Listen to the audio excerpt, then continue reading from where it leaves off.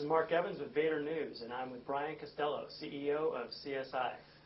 So Brian, it seems like every day we're hearing about a company's website being hacked or security being breached. Is there an insurance out there that covers tech companies or companies in general to their exposures from being hacked or their security breached? Absolutely. That's a great question. It is a hot topic. Many technology companies are familiar with errors and omissions insurance, or E&O insurance. So if they make a mistake or they're held liable for something that they did in a contract, they're held financially liable, that's their E&O policy. But often endorsed onto that E&O policy or purchased separately is breach of security coverage, hacker coverage. It basically covers about 4 primary areas. The first is digital asset loss. It covers the cost incurred to replace, restore, or recollect data which has been corrupted or destroyed as a result of a network security failure. The second is cyber extortion. You don't hear about cyber extortion from a day-to-day basis because companies that have been extorted don't want the world to know that somebody got a hold of their information and their actual website or their network and had control of it.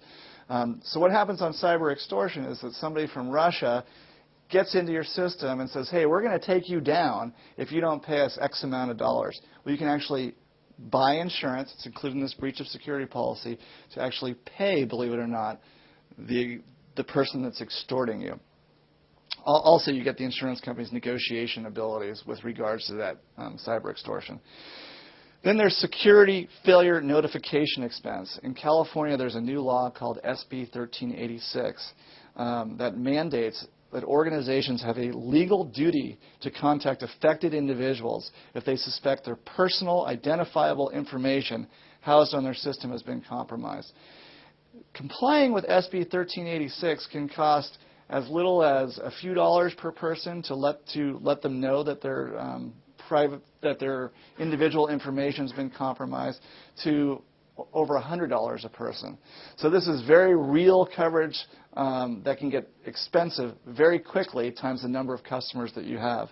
And finally, there's business interruption coverage. So if your system is hacked into and taken down, business interruption coverage covers the loss of income that you would normally receive if you were up. If you're somebody, in an extreme example like Google or Amazon, that lives 100% online, if you're knocked offline for a few minutes, that could be millions of dollars worth of coverage. So business interruption coverage due to a hack, depending on what you do online, could be essential coverage for your business.